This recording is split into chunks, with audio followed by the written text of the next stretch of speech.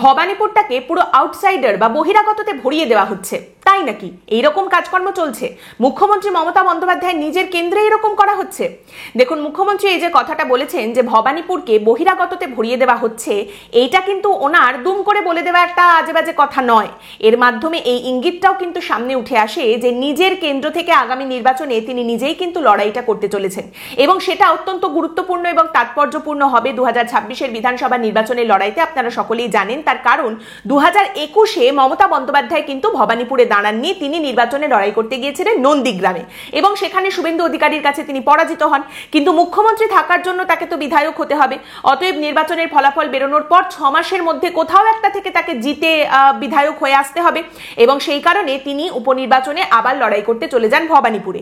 এবং ভবানীপুরে তৃণমূল কংগ্রেসের যে বিধায়ক জিতেছিলেন শোভনদেব চট্টোপাধ্যায়, তিনি পদত্যাগ করে উপনির্বাচনে লড়তে চলে যান খড়দায়, আর ভবানীপুরে লড়াই করতে আসেন মমতা বন্দ্যোপাধ্যায়। উপনির্বাচনে জিতে তিনি বিধায়ক হন এবং তিনি মুখ্যমন্ত্রী হন পশ্চিমবঙ্গের, এবং মুখ্যমন্ত্রীর পদটা তার তিনি রিটেন করতে পেরেছিলেন। কিন্তু এইবার 2026-এর যে বিধানসভা লড়াইটা আসতে চলেছে, সেখানে কিন্তু অনেক দিন আগে থেকেই শুধুমাত্র তৃণমূল কংগ্রেস নয়, বিজেপিও ভবানীপুরকে রীতিমতো পাখির চোখ করে নিয়েছে, এবং সেভাবেই বিজেপিও এগোচ্ছে। কিছুদিন আগেও শুভেন্দু অধিকারী গত 1 বছর ধরে যে কথাটা বলে আসছেন তার রিপিট টেলিকাস্ট করেছেন যে ভবানীপুরে মমতা বন্দ্যোপাধ্যায়কে বিজেপি এবার হারাবেই হারাবে, এবং আজও কিন্তু শুভেন্দু অধিকারী এই কথাটা আবারও বলেছেন। তিনি বলেছেন হারাবো হারাবো, 20,000 ভোটে মমতা বন্দ্যোপাধ্যায়কে ভবানীপুরে হারাবো। শুভেন্দু অধিকারী বলছেন নন্দীগ্রামে হারিয়েছি, ভবানীপুরেও হারাবো। ভবানীপুরে বিজেপির যে প্রার্থী দাঁড়াবে সেই মমতা বন্দ্যোপাধ্যায়কে হারাবে। 5টা ওয়ার্ডে ওখানে বিজেপি এগিয়েছিল এবং সেই লিড আমরা ধরে রাখবো, এবং বিজেপি অবশ্যই করে ভবানীপুরে মমতা বন্দ্যোপাধ্যায়কে এইবার হারাবেই হারাবে। এই কথাটা শুভেন্দু অধিকারী যেটা বারবার বলছেন, এটাও কিন্তু একেবারে ফাঁপা আওয়াজ, এরকমটা ধরে নেওয়া একদম ঠিক হবে না। তার কারণ শেষ কয়েক বছর ধরে ভবানীপুরে কিন্তু বিশেষ করে 2021-এর নির্বাচনের পর থেকে বিজেপি অল্প অল্প করে নিজেদের শক্তি এবং উপস্থিতি বাড়িয়েছে। ধনধান্য প্রেক্ষাগৃহে মমতা বন্দ্যোপাধ্যায় গিয়েছিলেন ভবানীপুর তৃণমূল কংগ্রেসের তরফ থেকে যে বিজয় সম্মেলনীর আয়োজন করা হয়েছিল সেই অনুষ্ঠানে যোগ দিতে, এবং সেখান থেকেই মমতা বন্দ্যোপাধ্যায় বলেন ভবানীপুরটাকে আউটসাইডার বা বহিরাগততে একেবারে ভরিয়ে দেওয়া হচ্ছে। যারা আউটসাইডার নামে বেঙ্গলে এসে থাকেন আমি তাদের কথা বলছি না, আমি সেই সমস্ত লোকেদের আউটসাইডার বলছি যারা হঠাৎ করে টাকা পয়সা দিয়ে জায়গা কিনে বাড়ি তৈরি করে লোকালি কাউকে কিছু টাকা পয়সা দিয়ে বেরিয়ে চলে যাচ্ছেন, তারপর ওই সমস্ত জায়গা ওই সমস্ত ফ্ল্যাটগুলোতে যারা থাকতে আসছেন তারা না পাচ্ছেন জল, না পাচ্ছেন প্রপার ড্রেনেজ সিস্টেম, ড্রেনেজ ব্যবস্থা। আমি এগুলো কেন বুঝবো না? গরিব মানুষই আমার সম্পদ, তাদের কথাই আমি আগে ভাববো। মুখ্যমন্ত্রী মমতা বন্দ্যোপাধ্যায় নিজের কেন্দ্র ভবানীপুর, সেখানে বহিরাগত ঢোকানো হচ্ছে, বাইরের লোক ঢোকানো হচ্ছে, কেউ পরিকল্পনা করে বাইরের লোকেদের ঢুকিয়ে ভবানীপুরে বসিয়ে দিচ্ছে, থাকতে জায়গা করে দিচ্ছে, আর সে সম্পর্কে মমতা বন্দ্যোপাধ্যায় কিছুই বলছেন না, কোনো পদক্ষেপ নিচ্ছেন না। মানে এই সমস্ত কাজকর্ম তার নিজের কেন্দ্রে, মমতা বন্দ্যোপাধ্যায় নিজের কেন্দ্রে তার নাকের ডগা দিয়ে হচ্ছে। আর কোন নেত্রীর নাকের ডগা দিয়ে হচ্ছে? যিনি কিনা কথায় কথায় বলেন যে আমি সব জানি, আমার কাছে সব খবর থাকে, তার নাকের ডগা দিয়ে এইভাবে বহিরাগতরা ঢুকে পড়ছে, ঢুকিয়ে দেওয়া হচ্ছে তার বিধানসভা কেন্দ্রে, অথচ সবকিছু জানার পরেও তিনি কোনো পদক্ষেপ করছেন না। তার কারণটা কি? এর উত্তর জানতে গেলে কনটেক্সটে আপনাদের কয়েকটা কথা একটু ধরতে হবে। 2021-এ মমতা বন্দ্যোপাধ্যায় যখন নন্দীগ্রামে লড়াই করতে গিয়েছিলেন, তাকে এটা কনভিন্স করা যে আপনি নন্দীগ্রামে গিয়ে লড়াই করুন, মমতা বন্দ্যোপাধ্যায়কে এটা নিয়ে রাজি করার পেছনে সব থেকে বেশি যার মাথাটা কাজে দিয়েছিল তিনি ছিলেন আইপ্যাকের প্রশান্ত কিশোর। প্রশান্ত কিশোর তখনও আইপ্যাকের সঙ্গে রয়েছেন, এবং তিনি মানে তারই মস্তিষ্ক প্রসূত এই আইডিয়া যে মমতা বন্দ্যোপাধ্যায় নন্দীগ্রামে গিয়ে লড়বেন। এর পেছনে দুটো কারণ ছিল। এক হচ্ছে যে জায়গা থেকে মমতা বন্দ্যোপাধ্যায়ের রাজনৈতিক উত্থান, সেই জায়গায় গিয়ে মমতা বন্দ্যোপাধ্যায় দেখিয়ে দেবেন যে সেই মাটিতে এখনো পর্যন্ত তার শক্তি রয়েছে এবং তার পায়ের তলার মাটি নন্দীগ্রামেও শক্ত রয়েছে, এটা সবার সামনে প্রমাণ করে দেওয়া। এবং দ্বিতীয় যে কারণটা ছিল মমতা বন্দ্যোপাধ্যায়কে নন্দীগ্রামে নিয়ে যাওয়া, সেটা হচ্ছে যে নন্দীগ্রাম থেকে লড়াই করছেন বিজেপির কে? শুভেন্দু অধিকারী। 2021-এর বিধানসভা নির্বাচনে বিজেপি কিন্তু লড়তে নেমেছিল সব থেকে বেশি শুভেন্দু অধিকারীর ওপরে নির্ভর করে, কিন্তু শুভেন্দু অধিকারী যখন নন্দীগ্রামে দাঁড়াচ্ছেন এবং তার বিরোধী প্রার্থী হিসেবে তৃণমূল কংগ্রেসের তরফ থেকে যে মুহূর্তে মমতা বন্দ্যোপাধ্যায়কে বন্দ্যোপাধ্যায়কে নন্দীগ্রামে দাঁড় করিয়ে দেওয়া হচ্ছে, সঙ্গে সঙ্গে কিন্তু শুভেন্দু অধিকারী নন্দীগ্রামে অনেকটা আটকে যাচ্ছেন। কারণ বিজেপি সমস্তটাই শুভেন্দু অধিকারীর ওপরে নির্ভর করে লড়াইতে নেমেছিল। শুভেন্দু অধিকারীকে নন্দীগ্রামে আটকে দেওয়াটা তৃণমূল কংগ্রেসের কাছে একটা বড় স্ট্র্যাটেজি ছিল, যে মমতা বন্দ্যোপাধ্যায় যদি নন্দীগ্রামে যান, শুভেন্দু অধিকারীকে আলাদা করে আরো অনেক বেশি সময় নন্দীগ্রামে দিতেই হবে। সেক্ষেত্রে শুভেন্দু অধিকারী অন্যান্য জায়গায় বিজেপির হয়ে সেভাবে প্রচার করতে পারবেন না, এবং তাতে অন্যান্য জায়গাগুলোয় তৃণমূল কংগ্রেসের পক্ষে লড়াইটা খুবই সহজ হয়ে যাবে।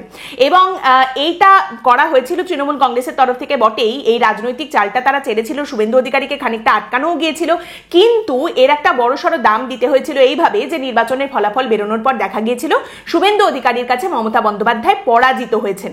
এবার এই পরাজয় নিয়ে তৃণমূল কংগ্রেসের তরফ থেকে প্রচুর কটাক্ষ করা হয়েছে, লোডশেডিং করে জিতেছেন শুভেন্দু অধিকারী ইত্যাদি বলা হয়েছে, কিন্তু আলটিমেটলি এই জয়টা শুভেন্দু অধিকারীরও কিন্তু পশ্চিমবঙ্গের রাজনীতিতে দ্বিতীয়বার আরেকবার উত্থানের একটা কারণ হিসেবে সামনে উঠে এসেছে। তিনি এখন আর একটা এলাকার নেতা নন, তিনি হচ্ছেন এখন গোটা রাজ্যের বিরোধী দলনেতা। এবং এই 2021-এর ফলাফল সামনে আসার পর থেকে বিজেপির কাছে এবং শুভেন্দু অধিকারীর কাছে একটা বিষয় খুব পরিষ্কার হয়ে গিয়েছিল, তৃণমূল কংগ্রেস যদি এই চালটা চালতে পারে শুভেন্দু অধিকারীকে একটা জায়গায় আটকানোর জন্য, তাহলে বিজেপিও তো সেই একই চাল চালতে পারে মমতা বন্দ্যোপাধ্যায়কে একটা জায়গায় আটকানোর জন্য। কারণ সাধারণত মমতা বন্দ্যোপাধ্যায় ভবানীপুরটা তো আমিই জিতবো এইভাবে খানিকটা টেকেন ফর গ্রান্টেড করে নেন, তৃণমূল কংগ্রেস ধরেই নেয় ভবানীপুর তারা জিতবে, সেই জন্য সেদিকে খুব একটা তাদের নজর দেওয়ার প্রয়োজন হয় না। মমতা বন্দ্যোপাধ্যায় নিজের কেন্দ্র বাদ দিয়ে বাকি অনেক জায়গায় ঘুরে বেড়াতে পারেন, সেইভাবে প্রচার করতে পারেন। কিন্তু যদি মমতা বন্দ্যোপাধ্যায়ের কেন্দ্র ভবানীপুরের ওপর বিজেপি আলাদা করে নজর দেয়, শুভেন্দু অধিকারী আলাদা করে যদি ভবানীপুরকে প্রায়োরিটি দেন, তাহলে সেক্ষেত্রে মমতা বন্দ্যোপাধ্যায়কেও নিজের কেন্দ্রের দিকে আরো বেশি করে তাকাতে হবে। অর্থাৎ তৃণমূল কংগ্রেস বিজেপির স্টার ক্যান্ডিডেটকে যেভাবে 2021-এ নন্দীগ্রামে আটকেছিল, বিজেপিরও কিন্তু সেই রকমই একটা স্ট্র্যাটেজি রয়েছে মমতা বন্দ্যোপাধ্যায়কে ভবানীপুরে আলাদা করে আটকানোর। যে ঠিক আছে, উনি যদি 2021-এ মার্কিং করতে পারেন শুভেন্দু অধিকারীকে, তাহলে 2026-এ আমরাও মমতা বন্দ্যোপাধ্যায়কে মার্কিং করব, আমরাও মমতা বন্দ্যোপাধ্যায়ের প্রচারের সময়টা কেটে দেখিয়ে দেব, তাকে আমরা বাধ্য করব ভবানীপুরের দিকে আরো বেশি করে সময় দেবার, যাতে অন্যান্য জায়গায় রাজ্যে তিনি অতটাও বেশি সময় দিতে না পারেন, ভবানীপুর নিয়ে যাতে তাকে অনেক বেশি চিন্তা ভাবনা করতে হয়। তারই সঙ্গে আরো একটা বিষয়, ভবানীপুরে একচেটিয়াভাবে তৃণমূলের একটা আধিপত্য রয়েছে, একচেটিয়াভাবে তৃণমূল কংগ্রেস জিতে এসেছে ঠিকই, কিন্তু ভবানীপুর থেকে বিজেপি কখনোই কিন্তু খালি হাতে ফেরেনি, বিজেপিরও ভোট কিন্তু ভবানীপুরে রয়েছে। ভবানীপুর বিধানসভা কেন্দ্রের অন্তর্গত হচ্ছে কলকাতা পুরসভার 8টি ওয়ার্ড, 63, 70, 71, 72, 73, 74, 77 এবং 82। এর মধ্যে 77 নম্বর ওয়ার্ড হচ্ছে সংখ্যালঘু অধ্যুষিত ওয়ার্ড, এটাকে বাদ দিলে বাকি 7টা ওয়ার্ডেই কিন্তু বিজেপির ভোট আছে। কি করে বোঝা যায় আছে?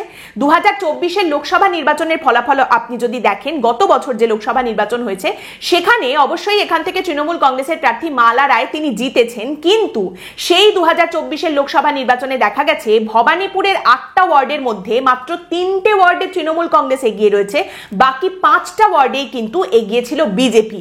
এই সূত্রটা ধরেই কিন্তু শুভেন্দু অধিকারী আজ বলেছেন যে 5টা ওয়ার্ডে আমরা এগিয়ে আছি, এইবারেও আমরা ভবানীপুরে মমতা বন্দ্যোপাধ্যায়কে হারিয়ে দেখিয়ে দেব। যাই হোক, কিন্তু তারই সঙ্গে আপনি আবার যদি 2021-এর বিধানসভা নির্বাচনের ফলাফল দেখতে যান, যে সময় শোভনদেব চট্টোপাধ্যায় দাঁড়িয়েছিলেন তৃণমূলের হয়ে এইখানে, সেই সময় কিন্তু এই 8টা ওয়ার্ডের মধ্যে 6টা ওয়ার্ডে তৃণমূল এগিয়েছিল, 2টি ওয়ার্ডে এগিয়েছিল বিজেপি। আবার 2021-এর উপনির্বাচনে যখন মমতা বন্দ্যোপাধ্যায় ফেরত চলে যান এবং ভবানীপুরে তিনি গিয়ে দাঁড়ান, সেই সময় 8টার মধ্যে 8টা ওয়ার্ডেই দেখা গিয়েছিল তৃণমূল কংগ্রেস এগিয়ে আছে। তবে এইখানে একটা কথা বলতেই হয় যে উপনির্বাচনে সাধারণত শাসক দলই জেতে, শাসক দলই এগিয়ে থাকে, এটাই দেখতে পাওয়া যায়। সবাই মেপে ভোট দেন, উপনির্বাচনে খুব একটা বিরোধীদের জয় হচ্ছে, বিরোধীরা এগিয়ে আছে এমনটা দেখতে পাওয়া যায় না। ভবানীপুরের যে জনবিন্যাস, যেটাকে অনেকে মিনি ইন্ডিয়াও বলে থাকেন, এই ভবানীপুরের জনবিন্যাস কিন্তু বিজেপির ভোটের জন্যও একটা উর্বর মাটি, এবং বিজেপির কাছে সেই জন্যই ওয়ার্ড ভিত্তিক জনবিন্যাসের সঙ্গে সঙ্গে নির্বাচনের যে ফলাফল দেখতে পাওয়া গেছে সেটাও কিন্তু কিছুটা আশা জাগাচ্ছে। যেমন 2014 আর 2019-এর নির্বাচনের ফলাফল যদি আপনি দেখেন, 2014-য় দেখা গিয়েছিল সবাইকে চমকে দিয়ে এখানে তৃণমূল কংগ্রেসের প্রার্থী সুব্রত বক্সিকে পিছিয়ে দিয়ে 176 ভোটে এই জায়গা থেকে এগিয়ে গিয়েছিলেন তথাগত রায় বিজেপির।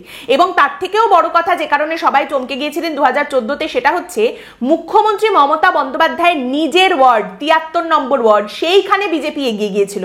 এরপর আবার 2019-এ যদি আপনি চলে আসেন, অবশ্যই তৃণমূল কংগ্রেসের প্রার্থী মালা রায় তিনি এগিয়েছিলেন, কিন্তু সেই 2019-এর লোকসভা নির্বাচনেও দেখা গিয়েছিল ভবানীপুরের 8 8টা ওয়ার্ডের মধ্যে 6টা ওয়ার্ডে বিজেপির প্রার্থী এগিয়ে রয়েছেন, 2টি ওয়ার্ডে তৃণমূল কংগ্রেসের প্রার্থী এগিয়ে রয়েছেন। অতএব বুঝতেই পারছেন যে ভবানীপুরে, যেটা আগেই বলছিলাম, বিজেপির একটা ভোটের জায়গা অবশ্যই রয়েছে। তাই এইবার ভবানীপুরে দুধে একজন প্রার্থীকে দাঁড় করিয়ে দিয়ে একেবারে একবারে সবটা উল্টে দেওয়া যাবে, মমতা বন্দ্যোপাধ্যায়কে হারিয়ে দেওয়া যাবে, তার সম্ভাবনা সাংঘাতিক দেখতে পাওয়া না গেলেও মমতা বন্দ্যোপাধ্যায়কে একটা খোপের মধ্যে আটকে ফেলা যাবে বিজেপির তরফ থেকে যদি লড়াইটা শক্তিশালীভাবে দেওয়া হয় ভবানীপুরে, তার সম্ভাবনা প্রবল।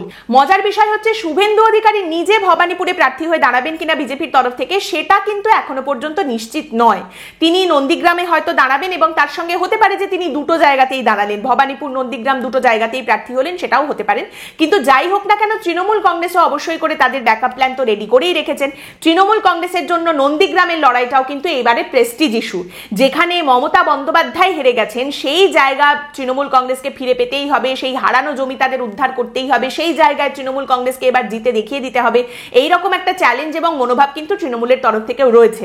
অতএব নন্দীগ্রামে তৃণমূলের যে প্রার্থী দাঁড়ান না কেন, তৃণমূলের সঙ্গে বিজেপির লড়াইটা নন্দীগ্রামে কিন্তু এবার আরো তীব্রতর হতে চলেছে।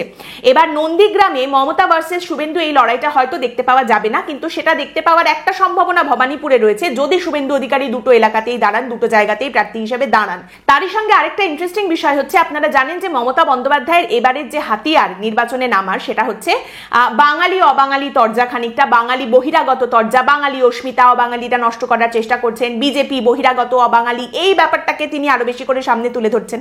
কিন্তু ভবানীপুর তার নিজের কেন্দ্র, সেখানকার জনবিন্যাসটা এইরকম, সেখানে এত রকমের মানুষজন বাস করেন, এত রকমের সমষ্টি মানুষজন সেখানে রয়েছেন, এত ভাষায় তারা কথা বলেন, অবাঙালি মানুষ এত সেখানে রয়েছেন, এই জায়গায় কিন্তু মমতা বন্দ্যোপাধ্যায় এই কথাগুলো সেইভাবে ব্যবহার করতে পারবেন না। তাহলে সেক্ষেত্রে ভবানীপুরে ঢুকলে তিনি যাদের আপন করে নেবেন, ভবানীপুর থেকে বেরিয়েই তাদের আবার বহিরাগত বলে আক্রমণ করতে শুরু করবেন, আবার ভবানীপুরে ঢুকেই প্রচারে তিনি তাদের আবার আপন করে নেবেন। এটা যদি হয় তাহলে তো বলতে হবে মমতা বন্দ্যোপাধ্যায় একই বিষয়ে দুমুখ কথাবার্তা বলছেন। এইটাকে নির্বাচনী প্রচারে মমতা বন্দ্যোপাধ্যায় কিভাবে সামলান সেটাও কিন্তু একটা দেখার বিষয়।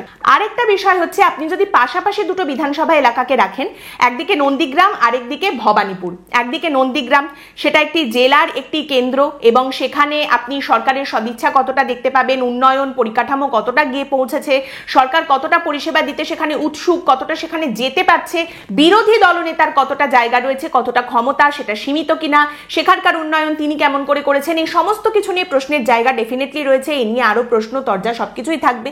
তার সঙ্গে ভবানীপুর, যেটা কিনা পশ্চিমবঙ্গের রাজধানী কলকাতার বুকে অবস্থিত, একেবারে হৃৎপিণ্ড, এবং সেখানে মমতা বন্দ্যোপাধ্যায় রাজ্যের মুখ্যমন্ত্রীর নিজস্ব কেন্দ্র, নিজের এলাকা, সেই জায়গার উন্নয়ন পরিকাঠামোর দিকে যদি আপনি তাকান, ভবানীপুরের নিকাশি ব্যবস্থার কি অবস্থা, নিকাশি ব্যবস্থা নিয়ে মানুষের মধ্যে কতটা ক্ষোভ রয়েছে, কতটা প্রশ্ন রয়েছে, তার সঙ্গে ভবানীপুরে যেভাবে ইল্লিগাল কনস্ট্রাকশন, বেআইনি নির্মাণের অভিযোগ বারবার উঠে আসছে, এইটা নিয়ে কিন্তু একটা বিরাট বড় প্রশ্ন থাকতেই পারে যে মুখ্যমন্ত্রীর নিজের কেন্দ্রের যদি এই হাল হয় তাহলে বাকি কেন্দ্রগুলো থেকে আমরা কি বা আর আশা করতে পারি। মানুষের মধ্যে ভবানীপুরে যে সাংঘাতিক একটা ক্ষোভ জমে রয়েছে এই সমস্ত কিছু নিয়ে বছরের পর বছর, সেটাকে হাতিয়ার করেই কিন্তু বিজেপি, শুভেন্দু অধিকারী তারা এতদিন ধরে ভবানীপুরে তাদের কাজ করে যাচ্ছে এবং তাদের উপস্থিতি বৃদ্ধি করার চেষ্টা করে যাচ্ছে।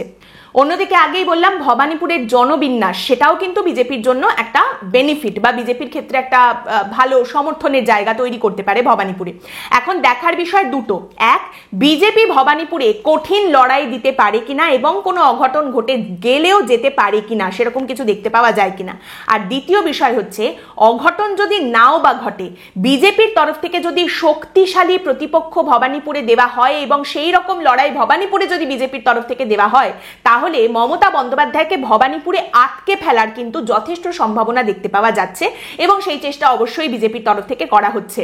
বিজেপির বারংবার হুঁশিয়ারি এবং তার সঙ্গে মমতা বন্দ্যোপাধ্যায়ের এই বক্তব্য যে ভবানীপুরটাকে বহিরাগততে ভরিয়ে দেওয়া হচ্ছে, এটারই ইঙ্গিত দেয় যে বিড়ম্বনার জায়গা একটা রয়েছে এবং বিজেপির তরফ থেকে এই যে চাপ সৃষ্টি করা হচ্ছে ভবানীপুরে, সেটা কিন্তু জারি থাকবে। মমতা বন্দ্যোপাধ্যায়কে ওই এলাকায় আটকে রাখার জন্য বিজেপির তরফ থেকে ওখানে কিন্তু আরো বেশি করে চাপের পর দেখতে পাওয়া যাবে। তারই সঙ্গে যেহেতু শেষবার নির্বাচনে দেখতে পাওয়া গেছে যে শহুরে এলাকায় বিজেপির ভোট বাড়ছে, সেই কারণেই কিন্তু বিজেপির অনেকেই এই আশা করছেন বা সমীকরণ বসানোর চেষ্টা করছেন যে এই শহুরে ভোট বাড়ার হিসেবটা দিয়ে সমীকরণ কিছু বদলালেও বদলানো যেতে পারে। অন্যদিকে তৃণমূল কংগ্রেসের হাতে কিন্তু একটাই তুরুপের তাস এখনো পর্যন্ত রয়েছে, আর সেটা হলো তাদের কাছে কাছে ব্র্যান্ড মমতা। আজকের পর্ব এখানেই শেষ করছি। আপনাদের মতামত অবশ্যই জানাবেন। পরের দিন দেখা হবে অন্য একটি বিষয় নিয়ে আলোচনায়। ভালো থাকবেন।